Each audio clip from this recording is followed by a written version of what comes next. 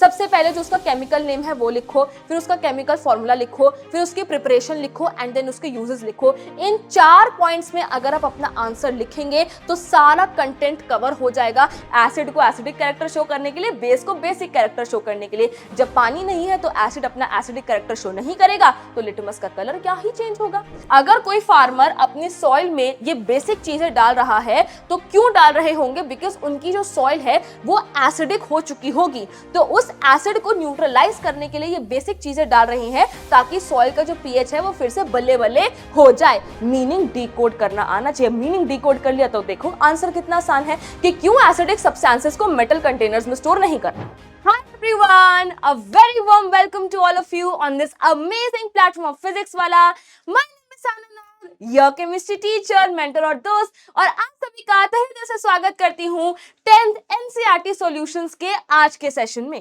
तो जैसे कि मेरे प्यारे बच्चे जानते हैं कि बेटा हम लेकर आ गए हैं एक बहुत ही अमेजिंग सी series which is 10th NCERT solutions, and आज उसमें केमिस्ट्री का मैं चैप्टर नंबर 2 लेकर आई हूँ which is acids, basis and salts. ये एक बहुत ही आसान चैप्टर है, ये एक बहुत ही इंटरेस्टिंग चैप्टर है एंड मुझे पर्सनली बड़ा ही मजा आता है इस चैप्टर को पढ़ाने में। मुझे तो सारे चैप्टर पढ़ाने में ही मजा आता है, but this is a very easy and simple chapter, बहुत ही इंटरेस्टिंग चैप्टर है एंड आज हम उसके एनसीईआरटी क्वेश्चंस को डिस्कस करने वाले हैं। ठीक है, तो चलिए बेटा स्टार्ट करते हैं। जैसे कि मैंने आपको बताया कि आज की क्लास में हमारा एम क्या रहने वाला है, एनसीईआरटी क्वेश्चंस की प्रैक्टिस। अब एनसीईआरटी में आपके पास इंटेक्स्ट क्वेश्चंस भी होते हैं एंड बैक क्वेश्चंस भी होते हैं, एंड जनरली ऐसा हो जाता है यार ये क्वेश्चन ना, हाँ मुझे ना आंसर आता है, काश कोई अच्छे से एक बार कॉन्सेप्ट रिवाइज करवा देता, या फिर आंसर ही नहीं मिल रहा या मिल गया बट समझ नहीं आ रहा।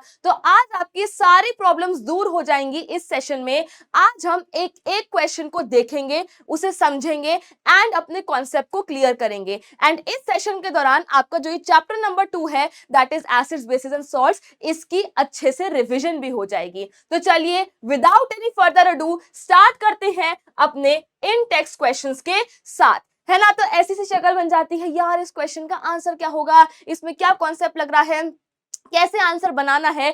तो चलिए पहले इन टेक्स्ट क्वेश्चन को देखते हैं। क्वेश्चन कहता है प्यारे बच्चों, you have been provided with 3 test tubes. आपके पास 3 टेस्ट ट्यूब्स हैं। ओके, बना देते हैं side by side.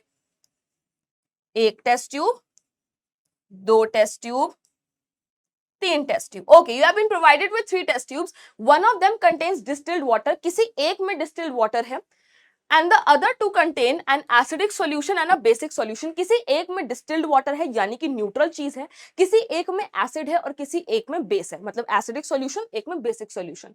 If you are given with only red litmus paper, how will you identify the contents of each test tube. आपको क्या दे रखा है, आपको दे रखा है सिर्फ एक रेड लिटमस पेपर, ठीक है, और आपको कह रहा है सिर्फ एक रेड लिटमस पेपर की मदद से बताओ कि किस में वाटर है, किस में आपका एसिडिक सॉल्यूशन है एंड किस में बेसिक सॉल्यूशन है। तो अब जैसे ही बात आती है लिटमस पेपर की, तो हमारे दिमाग में सबसे पहले 2 निमोनिक्स आने चाहिए। पहला क्या है बेटा, पहला है आब्राकाडाब्रा, यानी कि ABR। इसका क्या मतलब है, इसका मतलब है acids turn blue litmus, acids turn blue litmus red. Acids क्या करते हैं, ब्लू लिटमस पेपर को रेड कर देते हैं, ठीक है। एंड दूसरा हमारे दिमाग में क्या आना चाहिए, दूसरा आना चाहिए BRB, ठीक है, दूसरा आना चाहिए BRB। इसका क्या मतलब है, basis turn red litmus blue, ठीक है, basis turn red litmus blue, and ABR माने acids turn blue litmus red. अब आपको क्वेश्चन में दे रखा है कि आपके पास केवल रेड लिटमस पेपर है। आप इस रेड लिटमस पेपर को, आप इस रेड लिटमस पेपर को बेटा इसमें डिप करो, इसमें डिप करो, इसमें डिप करो। जिस टेस्ट ट्यूब से रेड लिटमस पेपर बाहर निकल रहा है ब्लू कलर का होके, मैंने इसमें डिप करा, इसमें डिप करा, इसमें डिप करा, जब मैंने यहां से बाहर निकाला तो आपका रेड लिटमस क्या हो गया, रेड लिटमस जो है आपका ब्लू हो गया। तो रेड लिटमस को ब्लू कौन करता है, रेड लिटमस को ब्लू करता है बेस, यानी कि इस टेस्ट ट्यूब में आपका क्या है, इस टेस्ट ट्यूब में है बेस, ठीक है। किसी भी टेस्ट ट्यूब में अज्यूम कर लो यार, हमें तो बेसिकली कॉन्सेप्ट बताना है, ठीक है। मैंने यहां डाला, यहां डाला, यहां से बेटा मैंने बाहर निकाला, तो ये रेड लिटमस क्या हो गया, ब्लू हो गया। रेड लिटमस को ब्लू कौन करते हैं, बेसिस करते हैं, तो इस टेस्ट ट्यूब में आपका बेस है, ठीक है। अब मैम इन दोनों का हम क्या करें, इन दोनों में हम कैसे पता करें? ओके, रेड लिटमस ब्लू हो गया, अब आगे क्या? अब देखो यार, आपका जब रेड लिटमस पेपर अंदर टेस्ट ट्यूब के गया, बाहर निकला ब्लू कलर का होके, तो आपको क्या मिल गया? आपको ब्लू लिटमस पेपर मिल चुका है। आपको क्या मिल गया? आपको ब्लू लिटमस पेपर मिल गया। आपने इसमें रेड लिटमस डाला, कुछ नहीं हुआ, रेड लिटमस डाला, कुछ नहीं हुआ, रेड लिटमस डाला, ब्लू बन के बाहर निकला, तो आपको अब ब्लू लिटमस पेपर भी मिल चुका है। तो अब आप इस ब्लू लिटमस पेपर को इसमें डिप करो, ब्लू कलर ही ले लेते हैं, ब्लू लिटमस पेपर को इसमें डिप करो, ब्लू लिटमस पेपर को इसमें डिप करो, जिसमें ब्लू लिटमस पेपर रेड हो जाएगा। ब्लू लिटमस पेपर को रेड कौन करता है? एसिड। जिसमें आपका ब्लू लिटमस पेपर रेड हो गया, उस वाली टेस्ट ट्यूब में आपका एसिड है, एंड जिस टेस्ट ट्यूब में कोई भी इफेक्ट नहीं आया, ना रेड लिटमस पे ना ब्लू लिटमस पे, उसमें आपका क्या है? वाटर है। ठीक है, तो इतनी कहानी आपको समझ आई। एक रेड लिटमस दे रखा था, उससे हमने पहले ब्लू लिटमस बना लिया और बेस को भी आइडेंटिफाई कर लिया। उस ब्लू लिटमस से फिर हमने एसिड को आइडेंटिफाई कर लिया, एसिड आ गया, बेस आ गया, वाटर आ गया। ठीक है, न्यूट्रल चीज आ गई यानी कि। तो क्लियर है कहानी, समझ आ गया कॉन्सेप्ट? तो चलिए इसके आंसर को देखते हैं। Put the red litmus paper turn by turn in each of the 3 test tubes। यही मैंने आपको बताया, एक एक करके रेड लिटमस पेपर को हर टेस्ट ट्यूब में डालो। The solution which turns the red litmus paper to blue will be a basic solution। जिसमें रेड ब्लू हो गया, वो आपका बेसिक सॉल्यूशन है। Here the blue litmus paper formed। अब आपका रेड लिटमस से जो ब्लू कलर हुआ है, तो आपको ब्लू लिटमस पेपर अल्टीमेटली मिल गया। The blue litmus paper formed can now be used to test the acidic solution। Put this blue litmus paper in the remaining 2 test tubes one by one। The solution which turns blue litmus red will be acidic, and आपका तीसरी चीज क्या हो गई? Water हो गया, distilled water. The solution which has no effect on any litmus paper will be neutral, and वो क्या हो जाएगा? आपका डिस्टिल्ड वाटर हो जाएगा। तो बढ़िया था ना क्वेश्चन, आसान था, इंटरेस्टिंग था। यस, चलो फिर आगे नेक्स्ट क्वेश्चन को देखते हैं। Why should curd and sour substances not be kept in brass and copper vessels? Question कहता है कि curd and sour substances, curd and sour substances basically वो हमारे को इनडायरेक्टली बोल रहा है एसिडिक सब्सटेंस। ठीक है, कर्ड एंड सार सब्सटेंसेस देख के ही दिमाग में घंटी बजनी चाहिए कि क्वेश्चन में बात हो रही है एसिडिक सब्सटेंसेस की। क्वेश्चन में किसकी बात हो रही है? क्वेश्चन में बात हो रही है एसिडिक सब्सटेंसेस की। ठीक है, अब आगे बढ़ते हैं। Should not be kept in brass and copper vessels, मतलब वो बात कर रहा है, क्वेश्चन ऐसे कहते हैं ना, यहां से ना पकड़ के ऐसे पकड़ लो। उसने डायरेक्ट क्वेश्चन ये नहीं बोला कि why should acidic substances not be kept in metal containers. उसने हमारे से इनडायरेक्ट क्वेश्चन पूछा कि why should curd and sour substances not be kept in brass and copper vessels. ठीक है, तो बेसिकली क्वेश्चन का मीनिंग क्या है कि आपको एसिडिक सब्सटेंसेस को मेटल कंटेनर्स में क्यों नहीं रखना चाहिए। तो आपको पेपर में भी ऐसे डायरेक्ट क्वेश्चन नहीं आ जाएगा, ऐसे इसी टाइप के आएंगे कि आपको उसमें से मीनिंग डिकोड करना आना चाहिए। मीनिंग डिकोड कर लिया तो देखो आंसर कितना आसान है कि क्यों एसिडिक सब्सटेंसेस को मेटल कंटेनर्स में स्टोर नहीं करना। देखो यार, किसी भी कंटेनर में अगर मैं कोई चीज स्टोर कर रही हूं तो मेरा बेसिक मोटिव क्या होगा कि वो चीज खराब ना हो। सही बात है, स्टोर करने का मतलब क्या है कि चीज खराब ना हो। अब अगर मैंने मेटल कंटेनर में कोई एसिडिक सब्सटेंस स्टोर कर दिया, मेटल कंटेनर में मैंने एसिडिक सब्सटेंस स्टोर कर दिया, तो आपको पता है कि एसिड और मेटल के बीच में रिएक्शन होता है।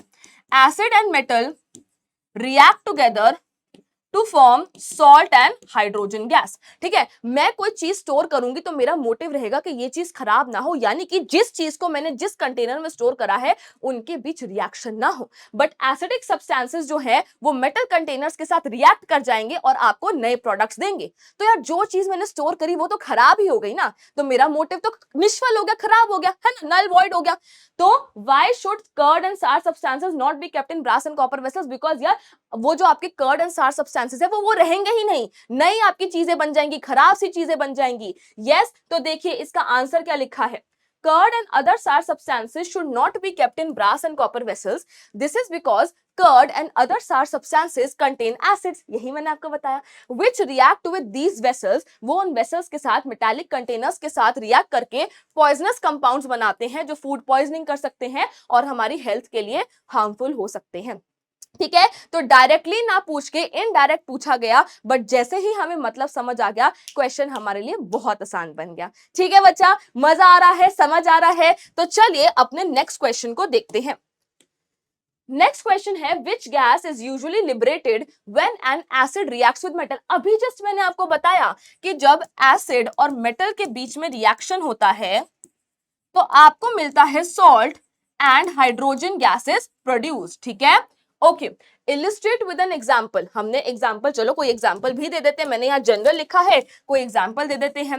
Zn प्लस H2SO4, चलो पहले H2SO4 लिखते हैं, एसिड के नीचे acid, H2SO4 plus Zn gives you ZnSO4 plus H2, ठीक है। When acid reacts with metal, it gives you salt and hydrogen gas. How will you test the presence of this gas? Hydrogen gas को identify करने के लिए कौन सा test होता है, क्या आप कमेंट बॉक्स में बता सकते हैं?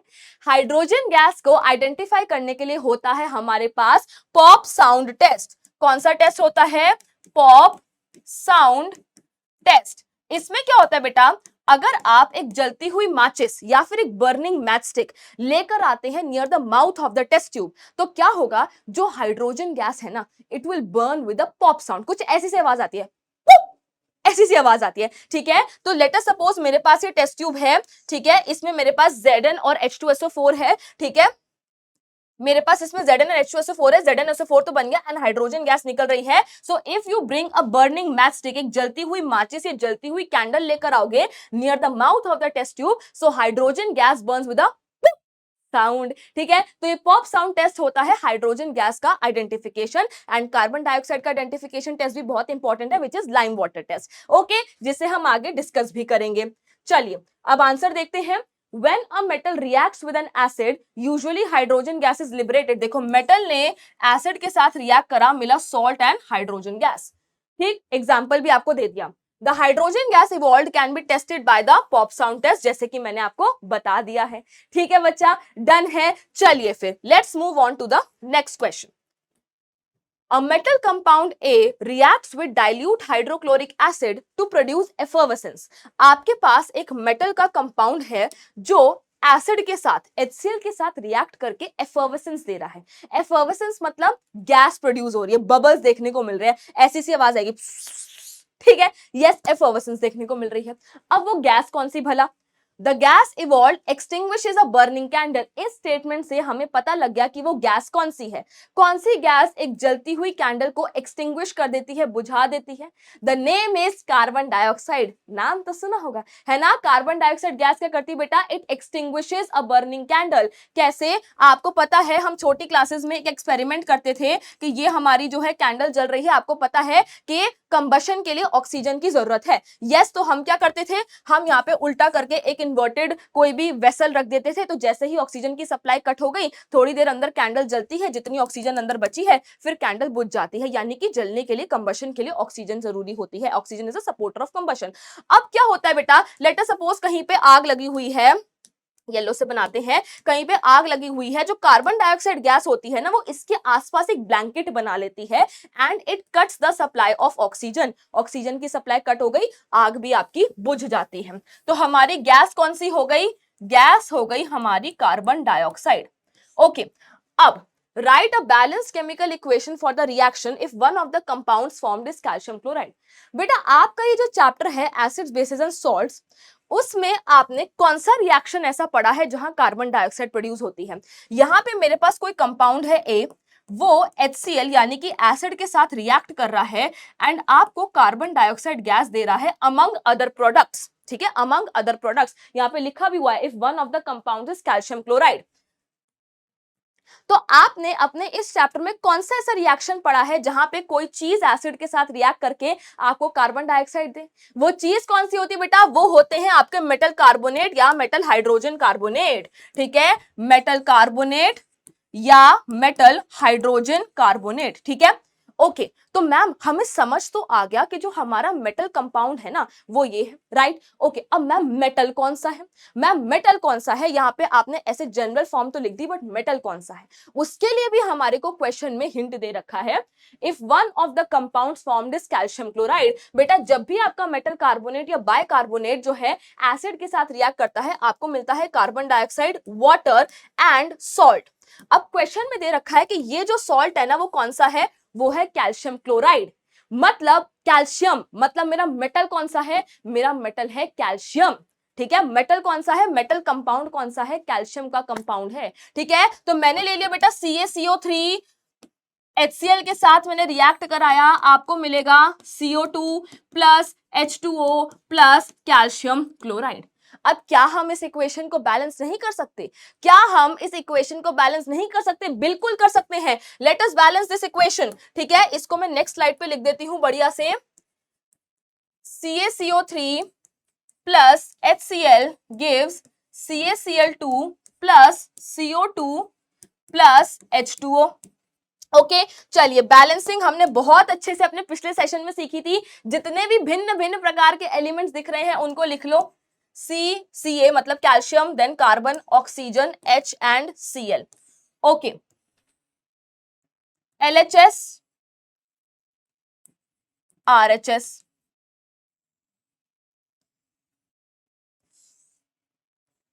चलिए अब देखो, यहां पे मेरे पास एक कैल्शियम, एक कार्बन, 3 ऑक्सीजन, एक हाइड्रोजन, एक क्लोरीन। यस, यहां पे क्या है? यहां पे एक कैल्शियम है, एक कार्बन है, 2 और 1, 3 ऑक्सीजन है, हाइड्रोजन मेरे 2 हैं और क्लोरीन कितने हैं? क्लोरीन भी मेरे 2 हैं। यस, तो अब क्या करना है बेटा?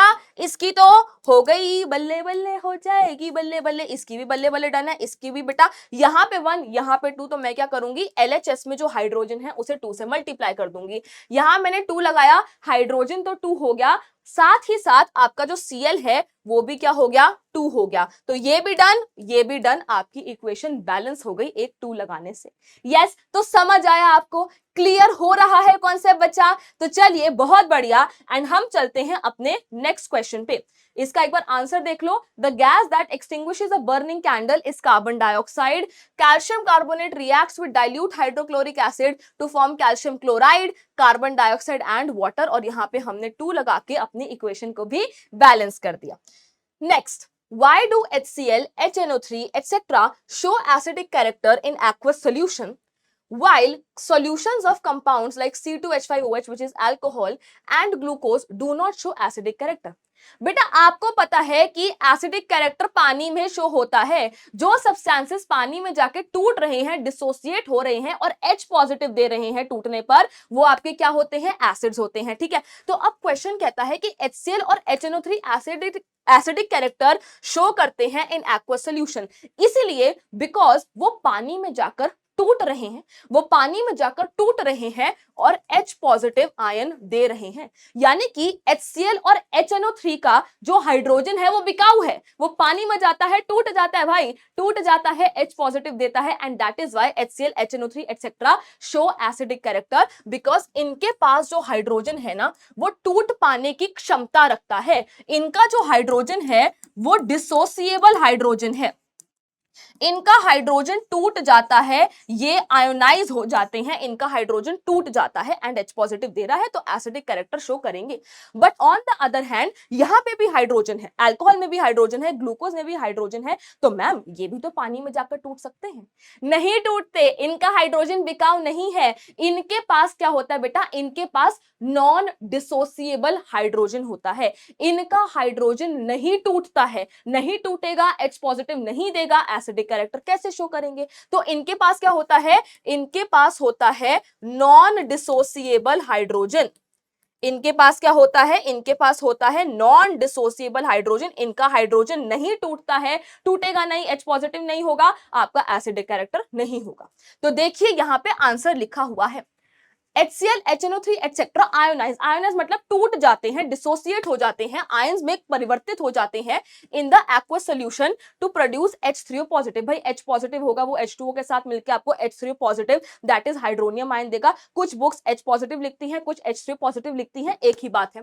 ठीक, HCl, HNO3 etcetera ionise in the aqueous solution to produce H3O positive. चाहे H पॉजिटिव लिखो एसिड्स के लिए, H3O पॉजिटिव लिखो, डन डील है। Okay, hence they show acidic character. Compounds like alcohol and glucose, ये जो C2H5OH है and glucose do not ionize, वो नहीं टूटते हैं, वो ionize नहीं होते हैं in the aqueous solution, नहीं होंगे तो H पॉजिटिव या H3O पॉजिटिव आयन नहीं देंगे।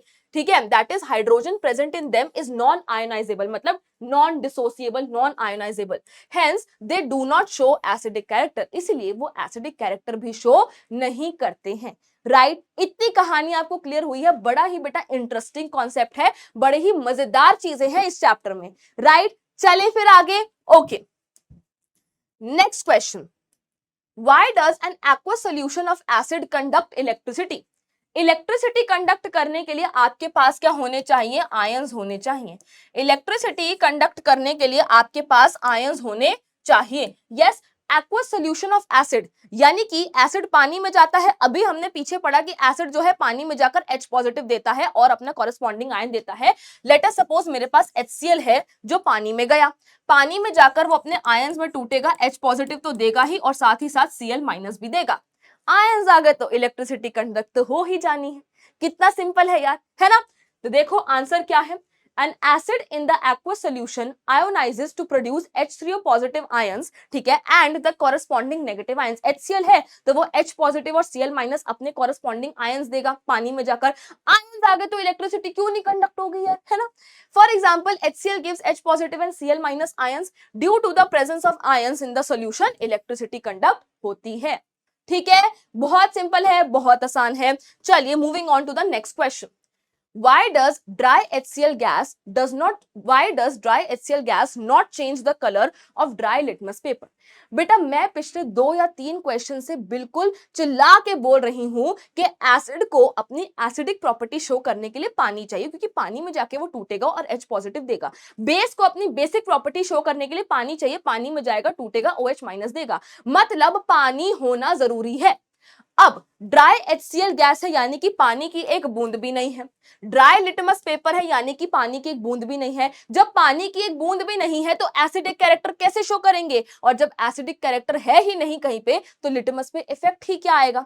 आप समझने की कोशिश करो। एसिड हो या बेस हो, उसको क्या चाहिए? उसको चाहिए पानी अपना एसिडिक या बेसिक कैरेक्टर शो करने के लिए। अब ड्राई HCl में पानी नहीं है, ड्राई लिटमस में पानी नहीं है। जब पानी ही नहीं है, H पॉजिटिव नहीं प्रोड्यूस हो रहे, एसिडिक कैरेक्टर नहीं है, तो कहां से लिटमस का कलर चेंज हो जाएगा? So there will be no effect on the litmus paper because ये ड्राई है। यही अगर मैं क्वेश्चन कर दूं कि मॉइस्ट HCl गैस, कहीं तो पानी इंट्रोड्यूस करूं ना, कहीं पे भी पानी इंट्रोड्यूस हो गया, मॉइस्ट लिटमस पेपर बोल दिया या मॉइस्ट HCl गैस, मतलब कहीं पे भी आपका पानी इंट्रोड्यूस हो जाए ना तो आपका एसिडिक कैरेक्टर जो है वो आ जाएगा। ठीक है, चलिए देखते हैं इसका answer. Dry HCl gas does not change the color of dry litmus paper because it does not produce H3O positive ion because पानी ही नहीं है। पानी पानी पानी चाहिए भाई, एसिड को एसिडिक कैरेक्टर शो करने के लिए, बेस को बेसिक कैरेक्टर शो करने के लिए। जब पानी नहीं है तो एसिड अपना एसिडिक कैरेक्टर शो नहीं करेगा तो लिटमस का कलर क्या ही चेंज होगा। ठीक, चलिए next question. While diluting an acid, why is it recommended that the acid should be added to water and not water to acid?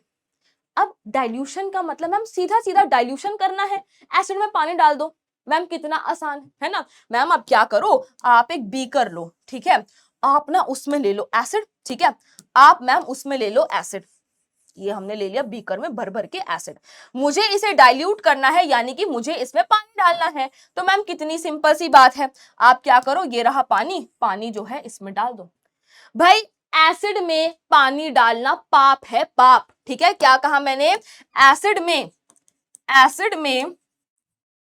पानी डालना पाप है। ठीक है, एसिड में पानी डालना क्या है बेटा? पाप है, बिकॉज डाइल्यूशन जो है एक हाईली एक्सोथर्मिक प्रोसेस होता है। Dilution is a highly exothermic process. जब आप नीचे भर भर के एसिड लेते हो, उसमें पानी डाल देते हो, तो इतनी ज्यादा हीट प्रोड्यूस होती है कि ये जो एसिड है वो छपाक करके बाहर आ सकता है। इतनी हीट प्रोड्यूस होती है कि ये बीकर क्रैक हो सकता है, ब्रेक हो सकता है, ये एसिड पूरा स्पिल हो सकता है and it can lead to accidents, it can lead to bad accidents. Okay, तो इसीलिए कभी भी एसिड में पानी नहीं डालते हैं। तो मैं फिर डाइल्यूशन करे कैसे? डाइल्यूशन करी कैसे जाती है? Other way round. ठीक है, आप क्या करो, आप बीकर लो और बीकर में आप पानी ले लो। ठीक है, बीकर में आपने क्या लिया? बीकर में आपने पानी ले लिया। ठीक है, और अब ऐसा नहीं है इसमें भी धड़म करके सारा एसिड डाल दोगे, 1 लीटर एसिड जो है इसमें डाल दे, नहीं, इसमें भी आप क्या करोगे बेटा? इसमें भी आप लिटिल अमाउंट ऑफ एसिड डालोगे। ठीक है, थोड़े थोड़ा अमाउंट में आप एसिड डालोगे विद कॉन्टिन्यूअस स्टरिंग। ठीक है, साइड बाय साइड बेटा उसको क्या करोगे? आप उसको कॉन्टिन्यूअसली स्टर करते रहोगे। ठीक है, आपने एसिड डाला उसको स्टर करा, आपने एसिड डाला उसको थोड़ा हिलाया, आपने एसिड डाला उसको स्टर करा। तो हम करेक्ट वे ऑफ डाइल्यूशन में क्या होता है बेटा? आपने नीचे पानी लिया, लिटिल अमाउंट ऑफ आपने एसिड डाला, उसको स्टर करा, फिर एसिड डाला, स्टर करा। So this is the way of dilution. ठीक है, this is the way of dilution.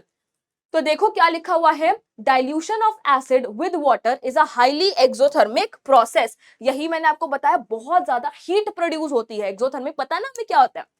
If water is added into acid, अगर एसिड में पानी डाला, the heat produces so large, इतनी हीट प्रोड्यूस होगी that the solution में splash, एसिड ऐसे बाहर निकल के आ सकता है। एकदम से डाला, बिल्कुल बाहर निकल के आ गया एसिड, बीकर आपका क्रैक हो गया, टूट गया, एसिड फैल गया, ठीक है। the beaker in which it is carried out may break due to excessive heating, इसीलिए dilution is done by adding acid into water। ठीक है, क्लियर है बच्चा, समझ आ रहा है, डन है। चलिए फिर आगे बढ़ते हैं। ओके, नेक्स्ट क्वेश्चन को देखा जाए।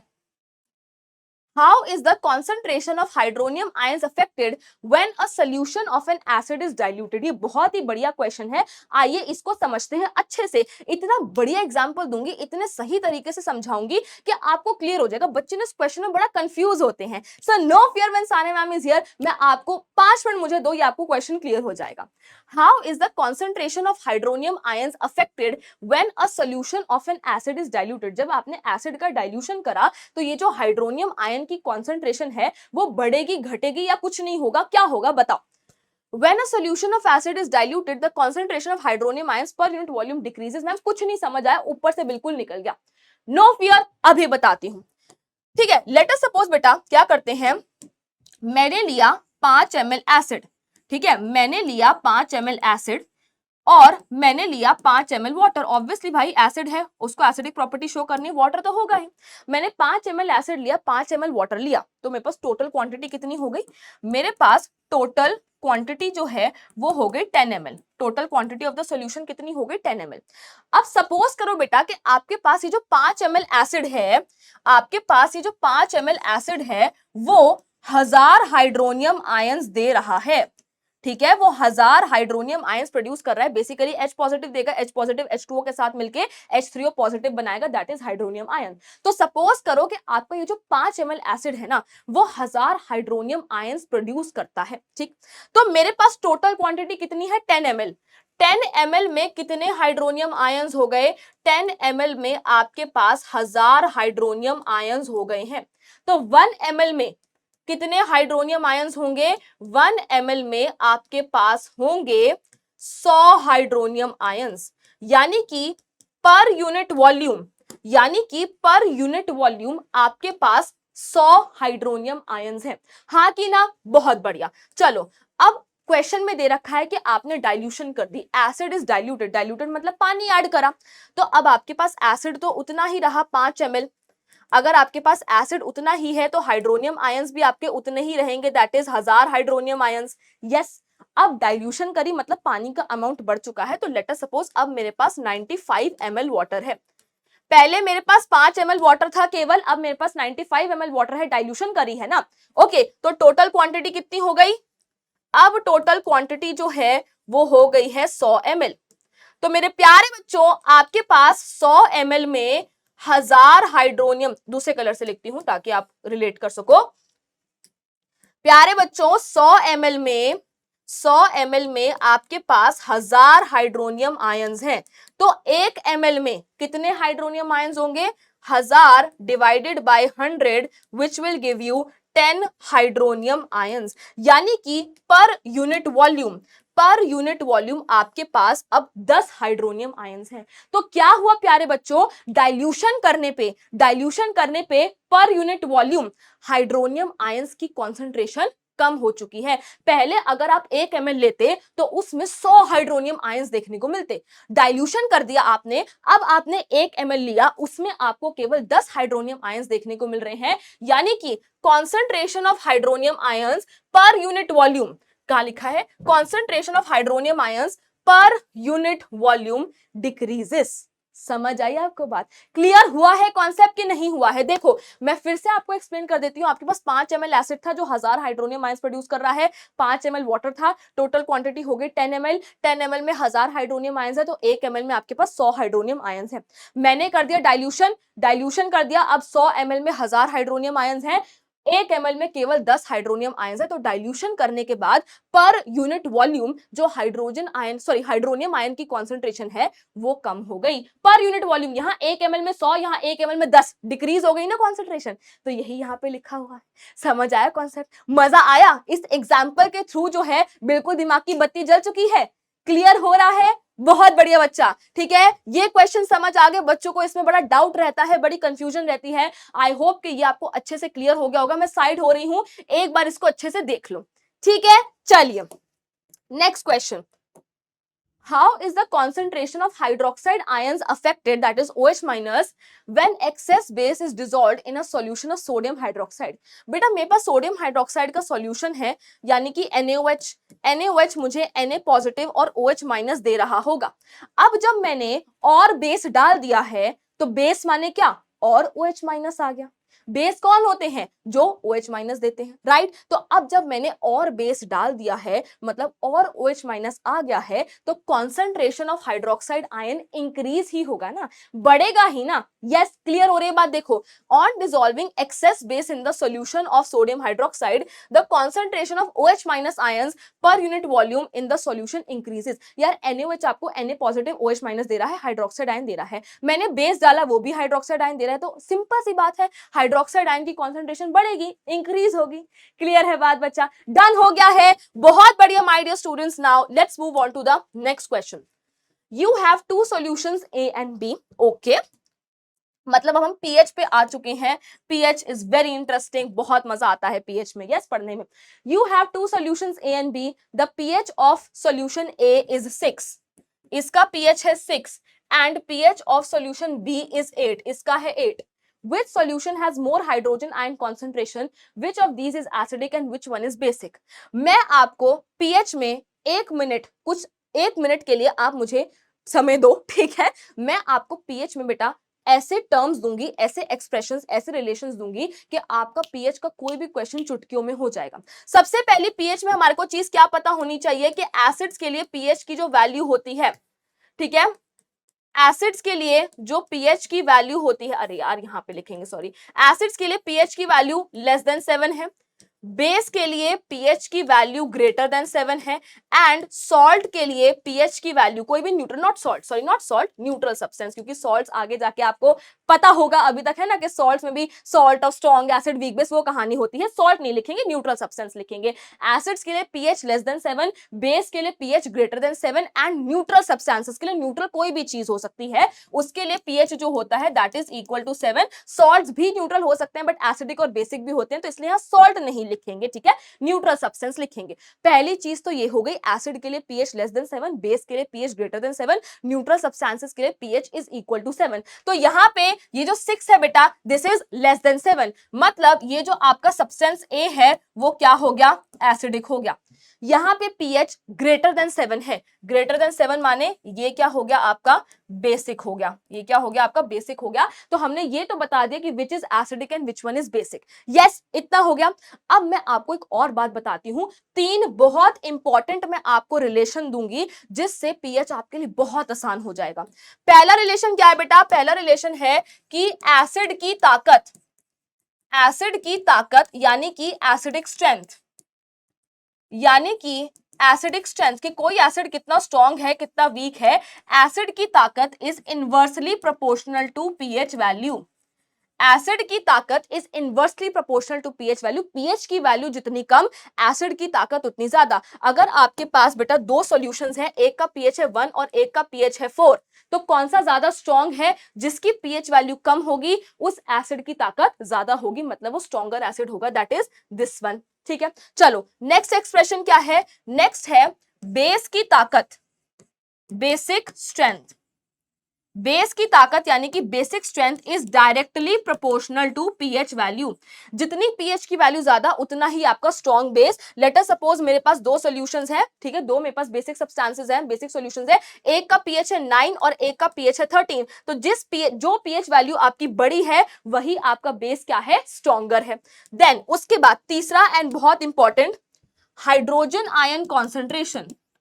Hydrogen ion concentration is inversely proportional to pH value. ठीक है, इनवर्सली प्रोपोर्शनल, ओहो दूसरा कलर आ गया, wait, inversely proportional to pH value, इसके आगे आप स्टार लगा लो।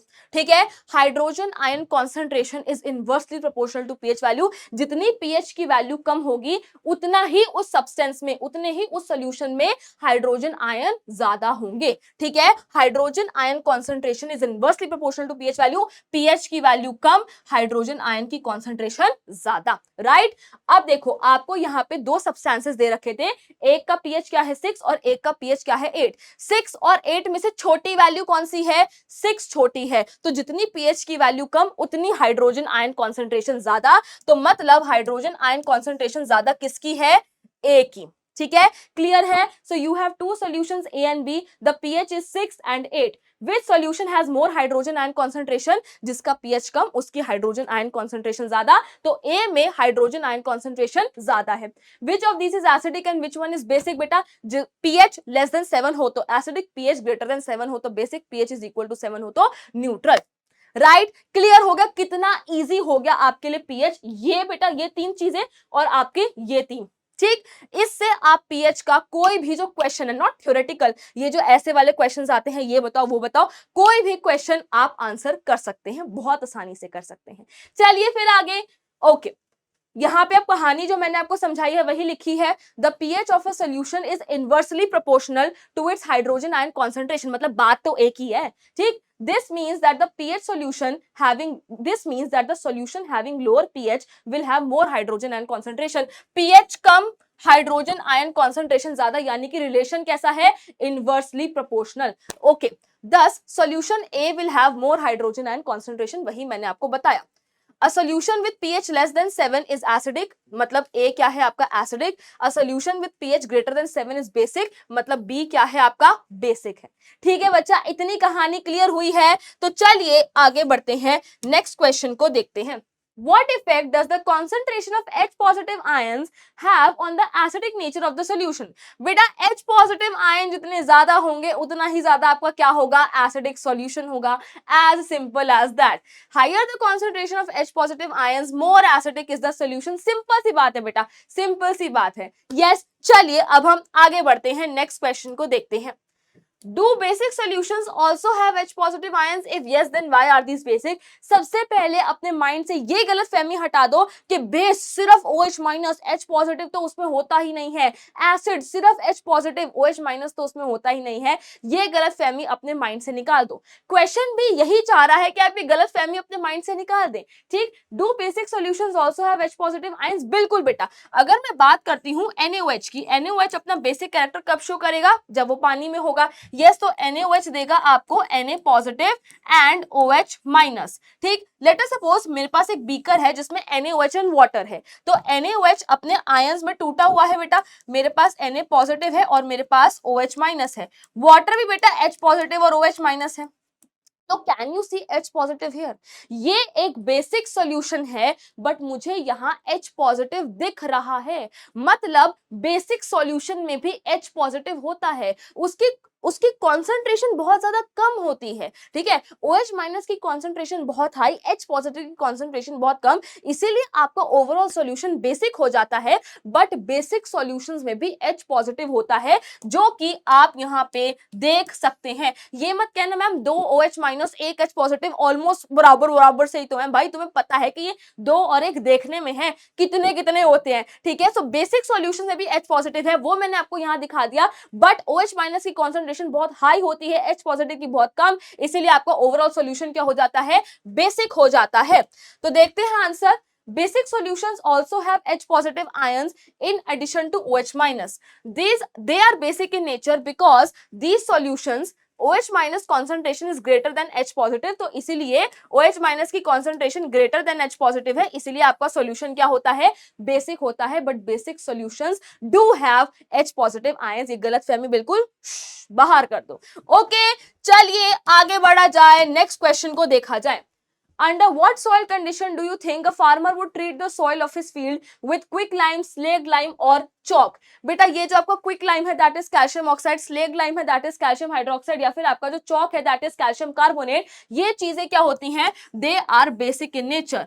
अगर कोई फार्मर अपनी सॉइल में ये बेसिक चीजें डाल रहा है तो क्यों डाल रहे होंगे, बिकॉज उनकी जो सॉइल है वो एसिडिक हो चुकी होगी, तो उस एसिड को न्यूट्रलाइज करने के लिए ये बेसिक चीजें डाल रहे हैं ताकि सॉइल का जो पीएच है वो फिर से बल्ले बल्ले हो जाए, राइट। तो व्हाई डू यू थिंक कि वो ये सब चीजें बेसिक चीजें डाल रहे हैं, बिकॉज उनकी जो सॉइल है वो एसिडिक हो चुकी है। Most of the plants grow best when the pH of the soil is close to 7. If the soil is too acidic or too basic, the plants grow badly or does not grow at all. अगर भाई बहुत ज्यादा acidic हो गया, बहुत ज्यादा basic, तो plants या तो ग्रो ही नहीं करेंगे या खराब ग्रो करेंगे। As quick lime, slaked lime और chalk are alkaline substances, alkaline मतलब बेसिक सब्सटेंसेस, ये इसलिए सॉइल में डाले जा रहे होंगे बिकॉज जो सॉइल है वो एसिडिक हो चुकी होगी। ठीक है, कितना सिंपल है, कितना आसान है, बढ़ा जाए फिर आगे। What is the common name of the compound CaOCl2? बेटा ये बहुत ही आसान है, CaOCl2 का कॉमन नाम क्या है, it is nothing but bleaching powder. क्या है, ब्लीचिंग पाउडर, CaOCl2।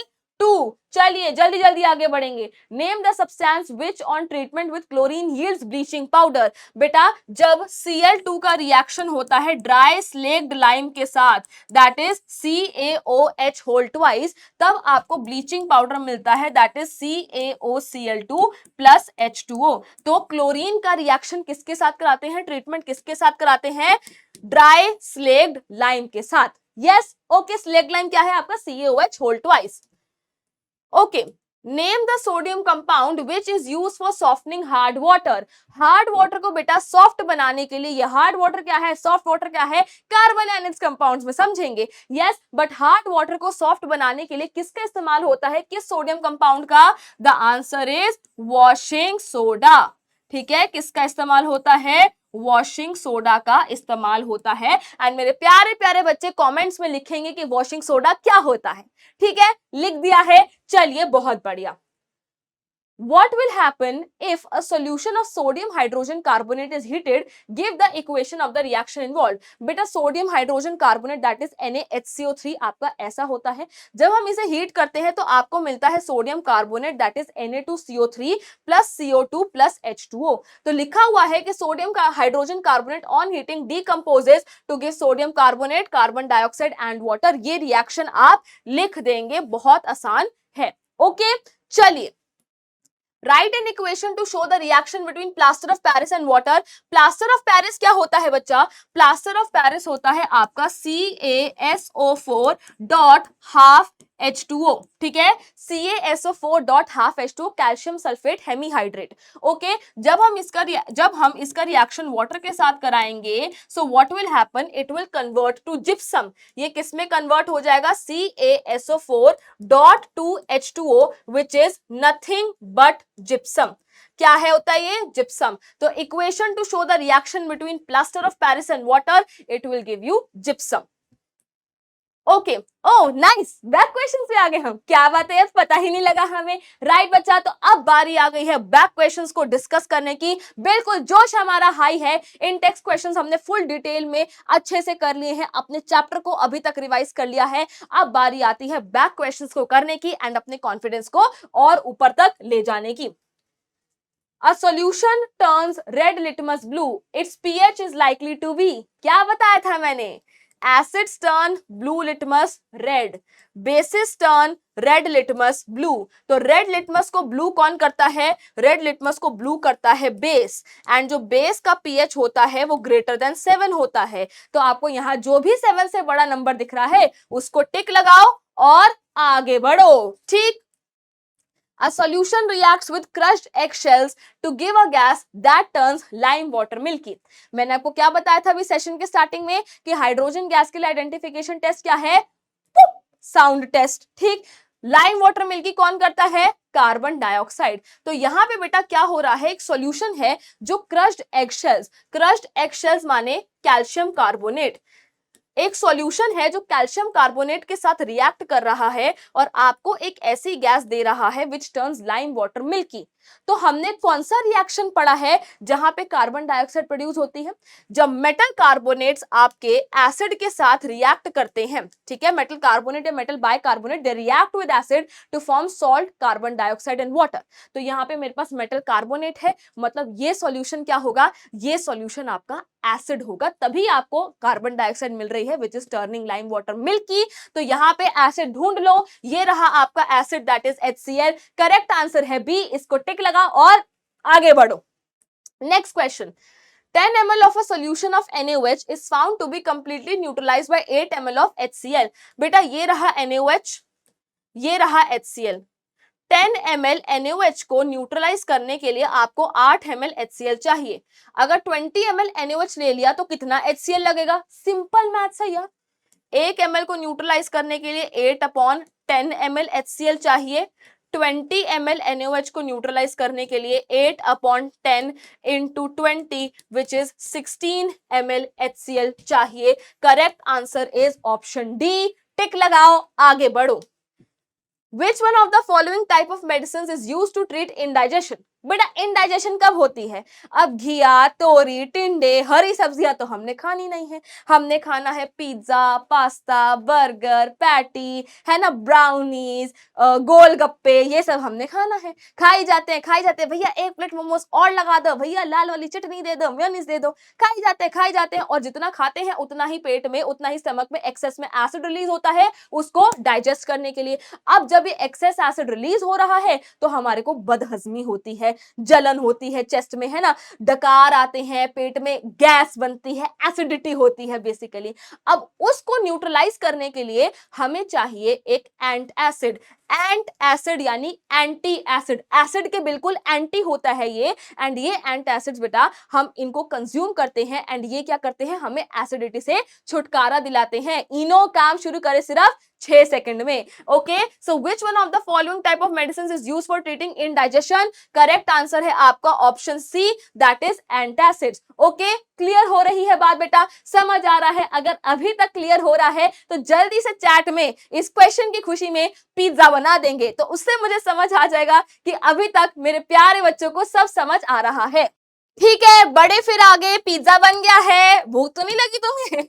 चलो next question, write word equations and then balance equations for the reaction taking place when dilute sulphuric acid reacts with zinc granules. तो बेटा basically क्या है, आपके पास H2SO4 है और जब वो जिंक के साथ Zn के साथ रिएक्ट करता है तो आपको मिलेगा ZnSO4 प्लस H2 और आपको क्या करना है? इन इक्वेशंस को बैलेंस करना है। एंड आई होप कि अभी तक मेरे टाइगर्स को बैलेंसिंग इतने अच्छे से आ गई होगी, मेरे बच्चों को बैलेंसिंग इतने अच्छे से आ गई होगी कि वो इन सिंपल इक्वेशंस को बैलेंस कर लेंगे।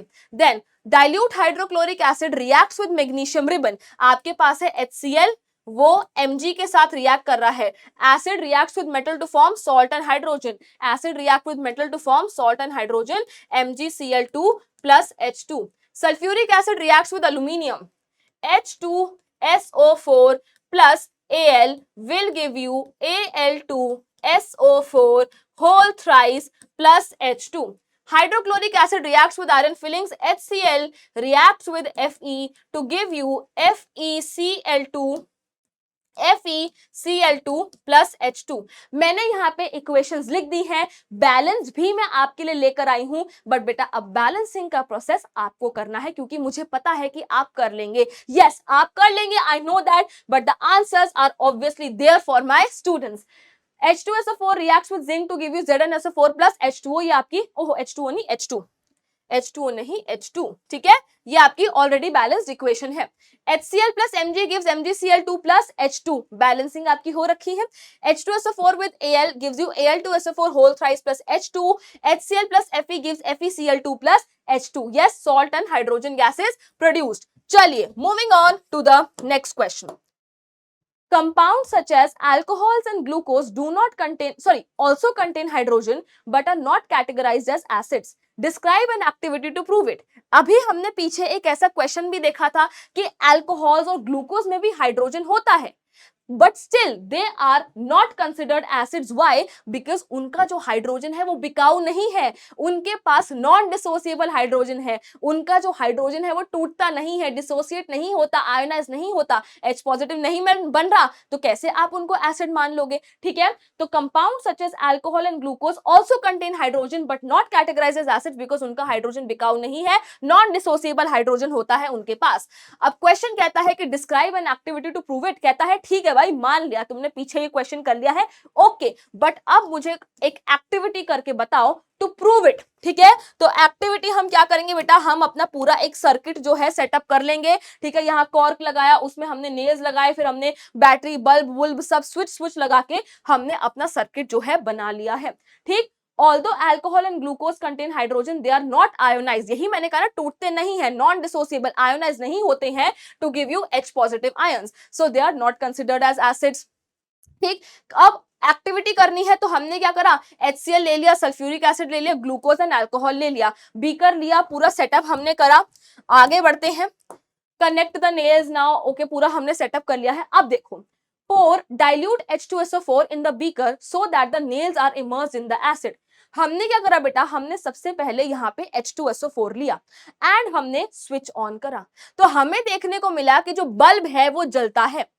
अब बल्ब जल रहा है तो इससे हमें क्या पता लग रहा है, इससे हमें यह पता लग रहा है कि बेटा जो आपका H2SO4 है वो अपने आयंस में टूट रहा है, वो H पॉजिटिव एंड अपने कॉरेस्पॉन्डिंग आयंस दे रहा है. आयंस है तो इलेक्ट्रिसिटी तो कंडक्ट होगी ही, इलेक्ट्रिसिटी कंडक्ट हुई तो आपका बल्ब जो है वो जल गया. ठीक है, तो देखो यहाँ क्या लिखा है, pour dilute H2SO4 in the beaker so that the nails are immersed. Switch on the current. हमने करंट ऑन करा, आपके पास dilute H2SO4 है, वो अपने आयंस में डिसोसिएट होगा, आयंस है, इलेक्ट्रिसिटी कंडक्ट होगी, बल्ब आपका जल जाएगा. मैंने फूल क्यों बना दिया, बल्ब आपका जल जाएगा. Okay, repeat the experiments with dilute hydrochloric acid. यहाँ पे बेटा आपका बल्ब जलेगा बिकॉज आयंस होंगे. ग्लूकोज एंड अल्कोहल के केस में आपका बल्ब नहीं जलेगा क्योंकि वहां आयंस नहीं है, non dissociable, yes, do not ionise, ये सारी कहानी हम पढ़ चुके हैं. आयंस नहीं है तो इलेक्ट्रिसिटी कंडक्ट नहीं होगी, बल्ब कैसे जलेगा.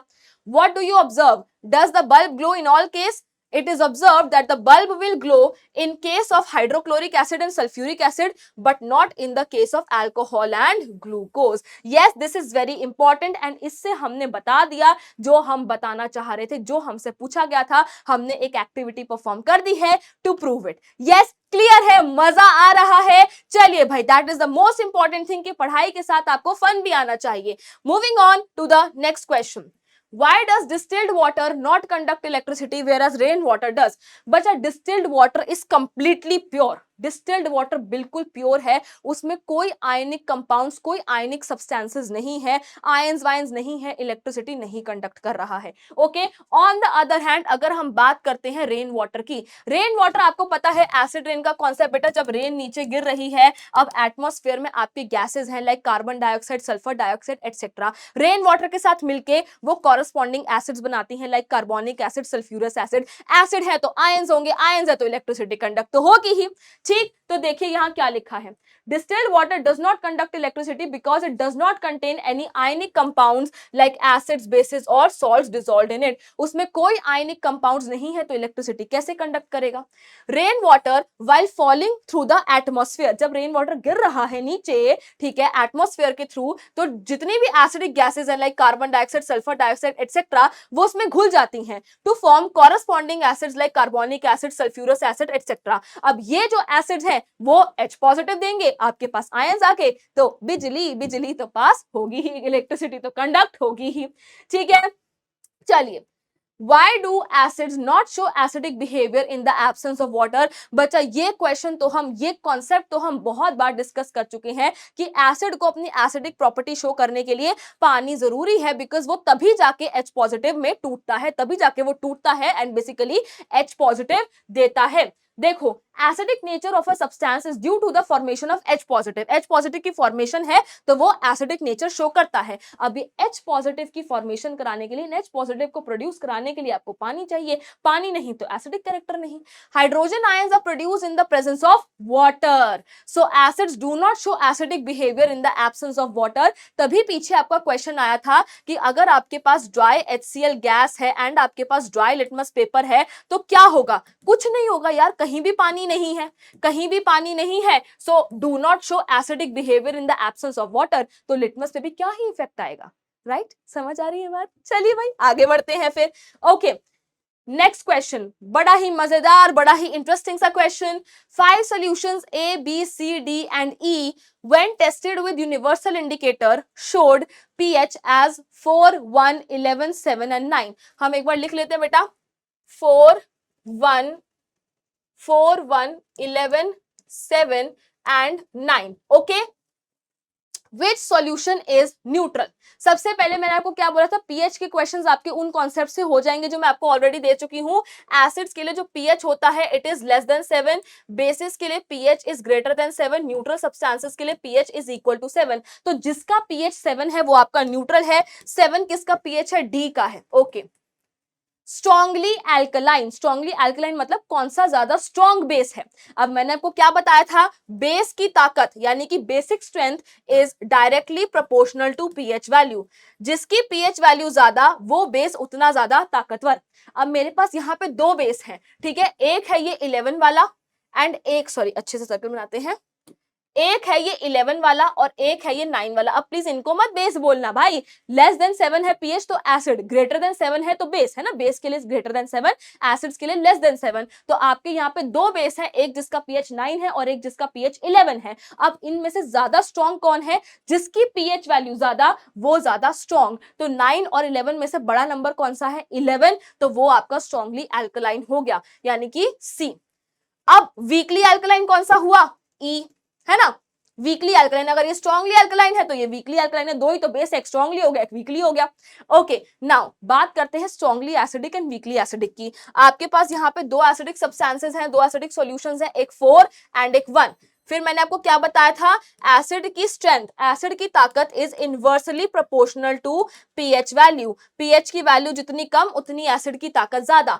तो 1 और 4 में से छोटी वैल्यू कौन सी है? 1, यानी कि वो आपका स्ट्रॉन्गली एसिडिक है, यानी कि बी जो है वो आपका स्ट्रॉन्गली एसिडिक है। तो फिर जो आपका ए हो गया वो क्या हो गया? वीकली एसिडिक हो गया। ओके, कहा था ना मैंने आपके इन जो मैंने आपको 3 एक्सप्रेशन दिए थे, ये वाले और एक और इसमें हाइड्रोजन आयन वाला, तो ये 3 एक्सप्रेशन, इन 6 एक्सप्रेशन से पीएच का कोई भी question done done done. Okay, चलिए, arrange the pH in increasing order of hydrogen ion concentration. तीसरे एक्सप्रेशन का भी इस्तेमाल हो गया।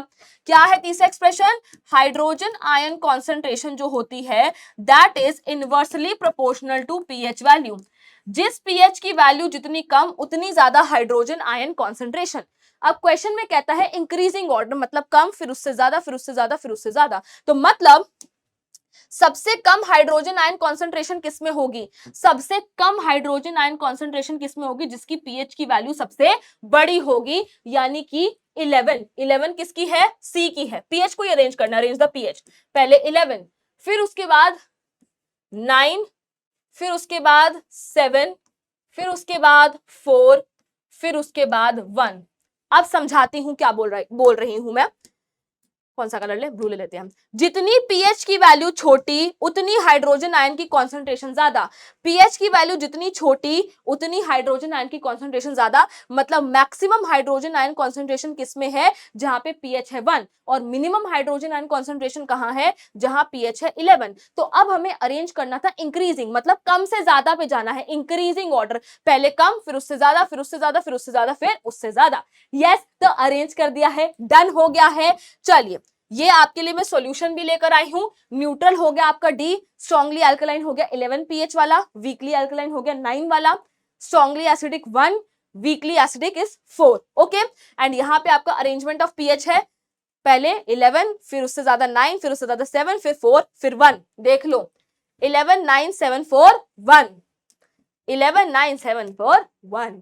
ठीक है, तो ये 6 एक्सप्रेशन दिमाग में बिठा लेने हैं। चलिए आगे बढ़ा जाए।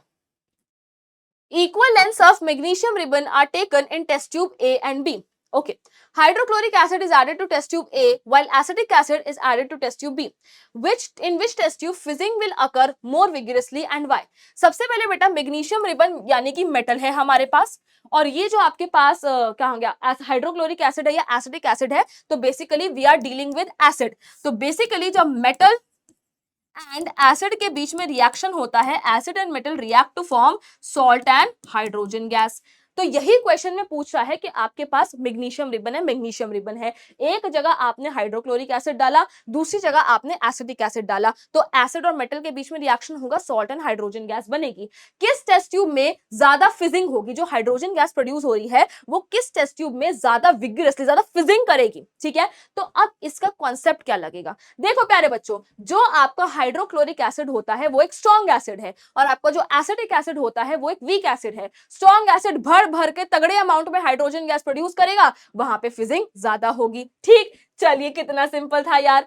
देखो, we know that hydrochloric acid is a strong acid and acetic acid is a weak acid. Being a strong acid, HCl जो है much greater amount of H positive उसमें होते हैं, जितना स्ट्रॉन्ग एसिड होगा यानी कि उतना ज्यादा H पॉजिटिव प्रोड्यूस कर रहा है। Due to this the fizzing will occur more vigorously in test tube A, जहां पे आपका स्ट्रॉन्ग एसिड है वहां भर भर के हाइड्रोजन गैस प्रोड्यूस होगी, तो वहां पे जो है ज्यादा विगरस फिजिंग होगी। The fizzing is due to the evolution of hydrogen gas which is formed by the action of acid on the magnesium ribbon. तो जहां आपका स्ट्रॉन्ग एसिड, जिस टेस्ट ट्यूब में आपका स्ट्रॉन्ग एसिड, वहां आपकी फिजिंग ज्यादा होगी। डन, क्लियर है। चलो यार फिर आगे। Okay, fresh milk has a pH of 6. How do you think the pH will change as it turns into curd? Explain your answer. तो बेटा क्वेश्चन में कह रहा है कि आपके पास बिल्कुल फ्रेश मिल्क है जिसका pH है 6. How will the pH change when it turns to curd? जब दूध दही में कन्वर्ट होता है तो pH बढ़ेगा, घटेगा या रिमेन सेम, हमें नहीं पता, वही हमसे पूछा जा रहा है। तो अब एक बात बहुत ध्यान से सुनना बेटा, दूध दही में कब कन्वर्ट होता है? जब लैक्टिक एसिड की फॉर्मेशन होती है, ठीक है। जब दूध में लैक्टिक एसिड की फॉर्मेशन होती है, so it starts converting into curd. तो एसिड की फॉर्मेशन हो रही है, मतलब पीएच तो डिक्रीज होगा ही। तो पीएच क्या होगा बेटा? PH will decrease. The pH will fall below 6. This is because lactic acid is produced when milk sets into curd. जब मिल्क कर्ड बनता है, कब बनता है? जब लैक्टिक एसिड की फॉर्मेशन होती है। लैक्टिक एसिड है तो पीएच तो डिक्रीज करेगा ही, राइट। कितना सिंपल था कॉन्सेप्ट। ओके चलिए नेक्स्ट क्वेश्चन। अब हम एंड की तरफ आ रहे हैं। जब ये दूध वाले मिल्कमैन वाले क्वेश्चन आ जाते हैं तो बच्चों को लगता है चलो चलो चलो खत्म होने वाला होने वाला खत्म। Yes okay.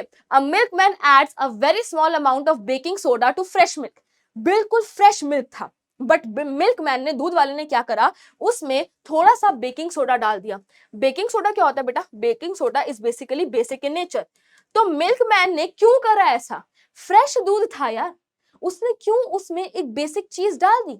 यही क्वेश्चन पूछा गया है। Why does he shift the pH of fresh milk from 6 to slightly alkaline? अच्छा खासा pH 6 था, उसने बेसिक चीज डाल के उसके pH को क्यों शिफ्ट कर दिया? आखिर क्या जरूरत आन पड़ी? तो देखो यार, आपने देखा होगा कि जैसे दूध होता है, उसको सेम डे कंज्यूम कर लो, ज्यादा से ज्यादा अगले दिन कंज्यूम कर लो। क्यों? क्योंकि 2-3 दिन के बाद ना दूध खराब होने लगता है, खट्टा होने लगता है, उसमें लैक्टिक एसिड की फॉर्मेशन होने लगती है। यस ओके, उसमें लैक्टिक एसिड की फॉर्मेशन होने लगती है। अब यार जो दूध बेच रहा है वो चाहेगा ना कि मेरे पास बहुत ग्राहक आए, मेरा जो दूध है वो लंबे समय तक फ्रेश रहे, है ना। मिल्कमैन तो चाहेगा कि जो मैं दूध बेच रहा हूं वो लंबे समय तक फ्रेश रहे ताकि मेरे पास ग्राहक ज्यादा आए। तो वो क्या करता है बेटा, वो उसमें ऑलरेडी एक बेसिक चीज डाल देते हैं, उसमें वो थोड़े से अमाउंट में बेकिंग सोडा डाल देते हैं, सो दैट जो लैक्टिक एसिड प्रोड्यूस होगा it will get neutralised by the baking soda.